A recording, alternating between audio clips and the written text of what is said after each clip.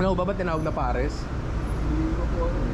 Siguro dahil lang Ginaya na lang dyan sa katapat natin. No? nasanay na yung tao. Tapos yun kasi yung sineserve nilang pagkain, kaya yun na yun.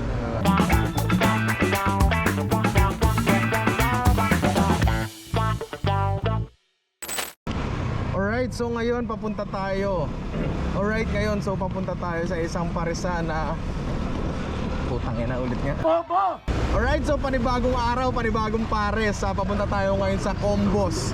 Dito, kita-kita nyo, Monumento ni Bonifacio. Dito tayo sa Caloocan. Malapit lang daw dito yung paresan nila. And ayon sa maps, 2 minutes away na lang tayo. So, let's go! Dito sa Victory Mall. Stations on the right, wala naman Bati pa tayo konti, baka nandito. Eto. Okay. Anong masarap sa inyo, te? Ano bang masarap dito sa atin? Bali, ang ano namin sir, yung Pares Bone Marrow, Crispy Pares, tsaka Bulalo Steak. Ito lang bigay mo sa akin.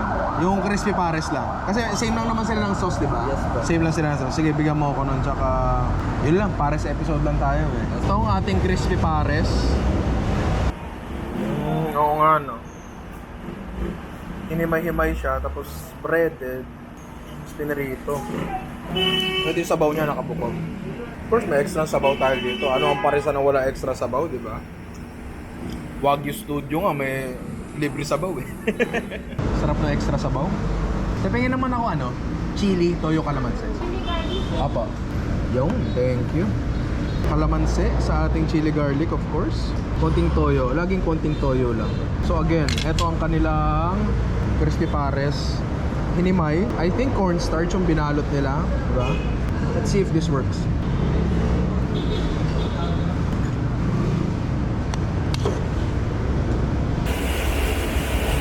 Sobrang interesting surprisingly good, sa totoo lang. To be honest, akala ko hindi siya magiging okay. Parang siya yung concept ng adobo flakes. Sa adobo flakes siya, hindi yung sinaserve na may sarsa, di ba? Sa yung traditional pares. Tanong ko lang, chef, nung sinabi ko sa akin crispy pares, akala ko, sa totoo lang, akala ko liempo. Akala ko litong kawali, ganyan. Nagulat ako na ito pala. Diba? So, tanong ko lang so ito, pinakuluan pa lang to. Hindi pa siya sinarsahan. Hindi pa po. Diba? Kasi masusunog siya eh, diba? Matatanong ko lang yun. Pero, lahat ng paresan, may libre sa bawas. Diba? So, hindi ko maaalam nangyari sa loob ng kusina niya. Hulaan ko lang. Pinakukuluan nyo lahat ng karne. Tapos, kung saan nyo siya gagamitin. Ano pa pinagagamitan yung karne? May pares kayo, may mami kayo. Doon na nang gagaling natin yun. Opo. Tapos yung sabaw na pinagkuluan, ito yun. Bukod pa po. Bali Bukod pa. Opo. Iba pa po yung timpla ng sabaw namin kasi sa specialty po namin sa Bulalo. Oo. So yun po yung namin, may timpla pa po. So sa Bulalo nang gagaling to sabaw nyo? Yung mga karne po na namin, pinagtabasan, doon po lahat ng sasabaw namin. Ano ba tinawag na pares? Hindi ko po ano eh. Siguro dahil lang Ginaya na lang dyan sa katapat natin. No? nasanay na yung tao. Tapos yun kasi yung sineserve nilang pagkain, kaya yun na yun. Halika! Tama kayo. Halika dito! Halika! Papakainin kita! Pwede na. Bahala. Ayaw. Doon ka na lang. Bigay mo na dyan.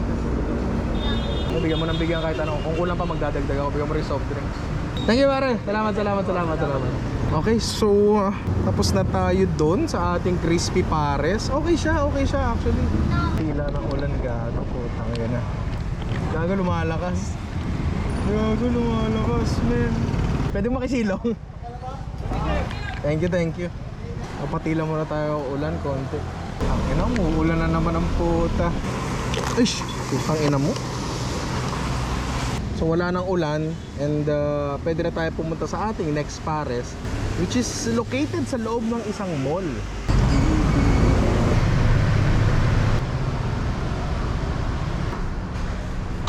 Kaya papunta tayo sa food court. Dito daw located ang ating next location. Food court na pagbaba dito. Puro computer to. Kung ba kinakain dito? Putang ina. Ayan ang food court. Putang ina. Okay, so ang hinahanap natin ay Angus Pares. Asan kaya dito? Ayun, nasa pinakadulo. ginagamit daw nila ay Angus beef sa kanilang pares. Naghahanap talaga ako actually ng Wagyu pero parang ito na yung highest quality beef na ginagamit sa pares. Suntok sa buwan din yung maghanap ka ng Wagyu na pares pero alam mo yun, kung meron ba't hindi, di ba? Ano bang masarap? Pares Rice Supreme? Asan yan? 130 lang? 170 170 yung ano. Okay. Sige, bigyan mo ko niyan. Tsaka tokwat baka. Ano yung tokwat baka? Parang tokwat baboy pero baka. Ang galing! Ang galing! Ayos yun ah. Then na lang muna tayo sa pares. Yung pares, Angus Pares Supreme. Ito yung kanilang mga stuff. Pang mami ata nila to eh. Yung kanin nila, uy. Ayos yan ah. Nag-expect ako actually mas mahal. Mura pala. Kala ko nasa mga 250 ganyan. Mababa pala. Yung sabaw nila, buboy, sibuyas, may tanglad, may bawang na buo. Tanglad, ay hindi, leeks yan, no? Leeks. Buong sibuyas, buong bawang. Pagka ganyan buo, matagal pinapakuluan yan. Gano'ng katagal nakasalang yan? Nakababad sa apoy talaga. Mga gano'ng katagal? Buong araw yan, tuloy. Ganda ng kanin nila. Kasama to dun sa Supreme. Oh, ayos ah. Yung pares. And, syempre sabaw. Meron ba tayong ano, boss? Chili sir, Chili, kalamansi, toyo. Ano, ito chili lang. Ano to? pickle chili sir. Pickle. So, chili lang to. Ito yung chili garlic. sir, chili garlic. Aba, gusto ko yun ah. Dalawang klase yung ano ah. Parang sobrang sulit naman sa 170 na ito. Boss, salamat. Alright, so ito ang tawag dito. Angus Pares Supreme sa halagang 170. Parang ang daming stuff dito para sa 170. Sort of judge of character ang libreng sabaw kasi hindi naman sila kumikita dyan eh. So pag masarap yung libre nila, siguro masarap din yung may bayad nila, di ba? And eto, gagang masarap. Meron silang dalawang klase na chili. Meron tayong chili garlic tsaka fermented na chili, burong sili. Kalamansi sa chili syempre with soy sauce. Konting soy sauce lang ulit. Ito kayang fermented chili nila. Okay. Okay. Good sila parehas. Ito yung classic na sinerserve sa paresam. Ito. Okay siya. Okay din siya. Okay din siya. Gamitin natin parehas siya syempre, di ba? Sauce. Yan. So yung timpla nila kasi matamis. Marami na kasing ano ngayon, paresa na hindi na matamis. I mean, masarap pa rin naman pero I really believe na pag sinabi natin pares, dapat talaga may tamis ng konti. Testing na tayo. Unang subo. Pagbayaran niya. Unang-una, sarap talaga yung sauce. The beef, malambot. And I really appreciate na binigyan ako ni Kuya nitong matabang to. Very, very good. And for the price, alam mo yun, considering na nasa mall kami, alam mo yun, may mga ganito po, itlog. I mean, this is what? 7 pesos isa? Diba? Lahat ng bagay na nilagay nila dyan, may cost yan, pare. Alam mo yun, sobrang sulit. Kasi itong problema sa akin minsan eh. Pag kumakain ako sa labas, automatic hindi ko na pinipilit eh. Hindi ko na sinasadya. Automatic nagko-costing na agad yung utak ko. And dito, napuno yung SD card natin. Teka lang. SD card natin nandula sa likod ng cellphone. Kaya nabu-blue screen si Jeron. Gago! At si Mami oh, mapapicture si Mami sa atin. Hi po. Pero wala ka po kayong girlfriend. Wala po. Anong kailangan kong gawin upang malaman mo? Sabi ko nga, automatic nagko-costing na ako sa utak ko. Sa itlog, 5-7 pesos isa. Malaki yan, malaking part ng costing yan. Good quality para tapos considering na they use Angus beef, which I assume is more expensive than, you know, our local beef. This is really good. This is really, really good. So tayo ngayon ay nasa Green Hills at susubukan natin kung makakapunta tayo sa Goto Tendon. Ang totoo niyan, hindi ko alam kung bukas, kung sarap, pero you know, medyo malayo tayo. Sana pagpunta natin doon, bukas. Sayang naman lakad natin. Malapit na ata siya dito. Pero asa? Bago mali ata niliko ang computer. Nasa loob ng promenade. So magpa-park ako, ganun. Teka nga, putang inang ano to. Ay, hindi ko alam kung bobo ba ako o tanga. Bobo! Yes po. Ay, nakakilala sa atin dito, pre. Ako yung post niyo. Ay, talaga. Pinag ako nung isa kong kaibigan. Ah, talaga? Yung naghahanap ako ng ano? Pares. Pares, ayun. Oo. Nandito na ako sa taas. Sige, boss. Salamat. May inaanak pa tayo doon, no? Actually, ang pinunta ko, Pares. Yes sir, Pares naman sir, best seller natin sir sa rice, beef tendon Pares sir. O, sige. Pagkain nyo ng ano sir, meron tayong sizzling plate sir, sizzling beef tendon Pares po. Sizzling beef tendon. Anong mas okay sa kanilang dalawa? Same lang naman sir, bali pinagkaiba lang po, sizzling plate lang po. O, doon na lang tayo sa sizzling plate. Sige, try Sizzling natin. beef tendon Pares sir. Tingnan akong tubig. Tubig sir, service water po. Sige po, sige. Anything else na sir? Yun lang. Sige sir, serving time sir, 5 to 10 minutes po. Okay, bilis ah. Thank you. Meron tayong inaanak dito. Chef, ano pangalan mo, Chef? Jahan po. Ay, si Chef Jahan. Oh. Ang kayo ang ano dito, nag-head Yes po. Oh, yan. Oh, picture tayo. Okay. Boss, baka pwede kang makakwentuhan ng konti. Tanong ko lang, Chef, ano, pag sayo bang Pares, ano ba yan? Dapat po kasi legit unang-una, legit siya na beef. Okay. Good quality beef Pares. Okay. Tapos, kung sa consistency naman ng sauce, hanapin mo siya yung lapot. Medyo malapot, Yes. tama, diba? Pero star anise talaga yung pinaka-main flavoring niya Yes talaga. po. eh. Star anise and ginger, yan. Tsaka, ang pinaka-special po kasi kahit kompleto ang spices mo, syempre, kung hindi good quality yung beef mo, Totoo yan. Totoo yan. Wala yan. Kahit gaano kasarap yung sarsa mo, kung bulok yung karne mo, wala talaga. Ay, ito na. ayan ako yun. Ang bilis ah. Kwentuhan lang tayo ng konti. Ayan na oh. Oh. Okay. This is nice. Ang kapal din ng ano. Yung custom ba to? Ang ganda nito. Ngayon ako nakakita ng gano'n. Ayun, ang chili na. May ano to, boss? Toyo calamansi. Yan. So, nakakwentuhan tayo ni Chef ng konti about sa Pares. Tulad ng alam naman natin lahat, ang main flavor niya talaga should be, star anise. Uy, ang sarap din ng sabaw nila. Siyempre, meron silang chili, isang toyo, calamansi. So, painaantay natin, di ba? Tirahin na, matira pa na iba yan, di ba? Siyempre yung chili nila, di ba? Okay. Ito ang gusto kong chili. Yung pwede mong kainin on its own, yung pwede mong ulamin sa kanin na. Kasi ibang chili, walang kwento, puro anghang lang ito. Masarap siya sa sarili niya lang. Ang gusto ko sa Pares na to, hindi siya masyado matamis. Alam mo yun? Diba kasi sobrang tamis na talaga yun. Actually ako, pag nagluto ako ng Pares, medyo matamis din eh. Kalamansi sa chili. Gagong sarap. Gagong legit pare, ang sarap. Sobrang lambot ng karne. Sobrang flavorful din. Tapos yung tendon, kuha tayo. Lagyan natin ng sauce. Yeah. Gago, sobrang sulit ng calories and carbs dito. May ibang klase to. Ang highlight dito is yung tendon and yung karne talaga. Hindi tulad sa iba, dinaan na lang sa sauce. Ito, gagong sarap na ito. Sobrang sulit na ito. Putang ina. Ay, mamaya na nga. Enjoyin ko muna to. O yan para sa ex ko dati. Hindi kasi kumakain ng taba yun. So, minsan, pinakain ko ng litid sa isang karinderya sa may Caloocan. Ayaw niya daw kainin kasi taba daw yun. O ayan, nakalagay. Ay man maniwala sa akin na. O yan, maniwala ka. Tendon is collagen, not fat. Putang ina. Ayaw kumain ng collagen pero pinapahid sa mukha ang puta. Huwag kayo iiyak. Boss na yun? Oo, pa ako. Sarap eh. Pare, sobrang solve. Sobrang solve dito. Pati mga staff sobrang babait yun. Thank you. Ay, may inaanak pa tayo dito. Sobrang solid na lahat. Nag-enjoy ako. Tingnan natin kung may oras pa tayo para puntahan yung isa. Kung hindi, uwi na. Alright, so tayo ngayon ay U-turn muna tayo.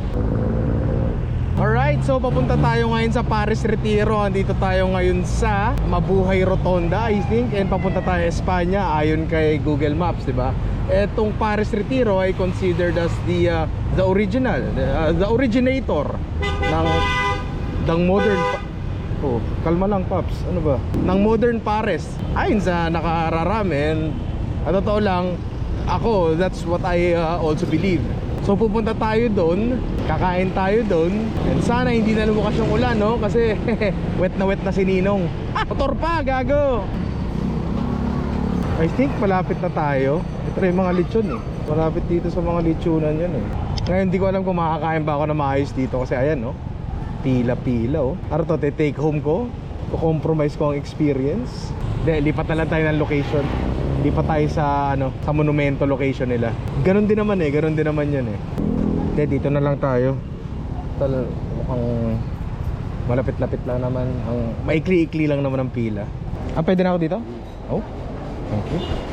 Ba, ayos pwesto agad tayo so eto na agad ang ating order. Ang bilis May kalamansi Okay na to. Padagdag ako chili tsaka isa pang kalamansi din. Salamat. Yan natin ang kalamansi ang ating chili. Maraming kalamansi. Tapos konting-konting toyo lang. Enough lang para, alam mo yun, magkaroon ng alat ng konti. Nakita yung sabaw nila, hindi malinaw, which is a good thing. Kasi ibig sabihin hindi gawang powder, pare. This is really the classic. Alam mo yun, pag sinabing pares, eto agad na pumapasok sa isip ko talaga. Uy, salamat po. Walang pagkakataon na kumain dito at nadismaya ako. So very, very consistent na ang nila eh. Pagkain nila, hindi nagbabago. So yung mga tao nila, sobrang efficient. Pag kumakain ako dito, lalo pagkagabi, sobrang busy. Dati, pre-COVID, treat na ko yung kilos ng tao nila. Sobrang efficient, walang kilos na nasasayang. Ibang klase rin talaga yung sistema nila. Ang lupit. Yun pa rin siya eh. Alam mo yun? Ilang beses na ako kumain dito ng lasing na lasing ako. Nang malungkot ako, nang masaya ako. Alam mo yun? Tapos ang dami nilang items Kung makikita niyo yung menu nila dito, sobrang dami nilang items. Alam mo yung minsan pagkakain ka sa labas sa bagong resto, lagi may certain level of mild anxiety. Kasi may expectations ka eh. Diba? Tapos natatakot ka na hindi ma-meet yung expectations mo na yun. Pero pag kumain ka sa mga ganitong klaseng kainan, yung mga kabisado mo na, it's, it's pure comfort lang eh. Para kang tumambay kasama ang mo, luma mo ng kaibigan, childhood friend, alam mo yun. There's a certain level of comfort sa pakikinig sa mga lumang kanta, yung mga kantang kahit yung beat ng drums, kaya mo nang kantahin, alam mo yun. Paano naman ako? Sabaw tsaka isang mango. Alright, so ngayon nandito tayo sa C4 dahil kakain tayo sa C4 Pares, no? Meron daw sila mga matitinding klaseng pares dito and meron daw utak, meron daw balut. Tikman na lang natin, masarap-sarap na agahan to. Dito na yun. Alright, eto. Dito na tayo. Oh, mata, utak, balot. Walang balot? Naku, sayang. Utak, ano pa meron? Laman. Yun lang pagpipilian? Lagay mo lahat sa isang lalagyan. Oh, pares ng C4 pares. Meron tayo ditong utak ng baka, mata ng baka, may mga taba, laman. Sayang lang, wala silang balot ngayon. Okay na rin to, men. Okay na rin to. Okay. So parang medyo bulalo style yung pares nila. Meaning hindi masyadong matamis. Parang bone marrow pa nga ata itong nilagay sa sobrang okay ng lasa ng sabaw nila, sarsa nila, and yung mga karne nilagay nila, super okay din.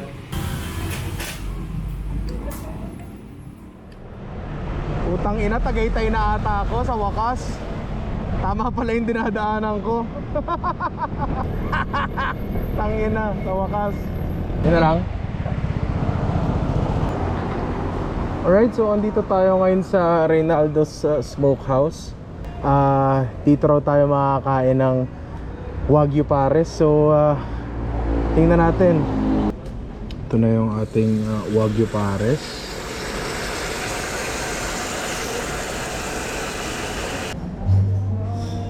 Wagyu Pares, pare. Ito yung hinahanap natin ng matagal eh. Kasi, to be honest, Pares has come to me na medyo mura yung pagkain. And actually nung nag-post ako sa Facebook, ang dami nagsasabi na ang bullshit daw no hinahanap ko and all. So unang-una yung portion niya malaki, and ang price nito I think is 400 to, di ba? 400 pesos if I'm not mistaken. 320 o 320, di ba? Tikman muna natin yung sauce niya. Ang smoky talaga, no? Kasi na may drippings, yan ang malupit doon. Hindi yung magagaya doon. Gusto ko siya kasi matamis. Kasi ang daming pares ngayon, parang through the years, parang nababawasan ng tamis yung pares doon sa Manila. Sobrang winner to. Tapos yung portion pa, no? Maganda yung portion niya eh. Mas malambot siya nang hindi nadudurog. 5 spice ang gamit niya eh. Sa bagay, yun din naman yung star anise, may cinnamon, may tatlong kung ano lang, pero okay din. Masyado nga lang sigurong strong para sa Pinoy, no? Pero yung smoke crispy pata nila, tinanong ko lang kay chef kung maitim ba yung smoke crispy pata nila. Sinagot nila by by giving me. Ang mga na-appreciate ko, sa usawan malapit sa lasa ng sa Malabon. Malapit sa lasa nung sa Judy Ann's. Medyo matamis, ganyan. Gago, may nakikita nyo ba yan? Dami ng kinain kong pares. Ilan yun? 8? 7? 6? Di ko na maalala. Parang wala naman silang isang pagkakapare-parehas eh. Akala ko nung una yung star anise flavor ang nagdedetermine ng pares. Akala ko nung una yung lapot na nagdedetermine ng pares. Pero may mga nakain na akong malabnaw na pares. Maalat na pares. Pares na parang wala namang star anise. Pares na lasang malapot na bulalo. Hindi ko talaga alam eh. Siguro yun na nga, may kanya-kanya tayong ibig sabihin na kung ano ang pares talaga. And siguro, kailangan na lang nating respetuhin yun kasi gagawin natin. Papatayan tayo kung sino ang tama doon. Yan, kasi ito cut mo na kasi nag-iisip ako. Ito yun eh.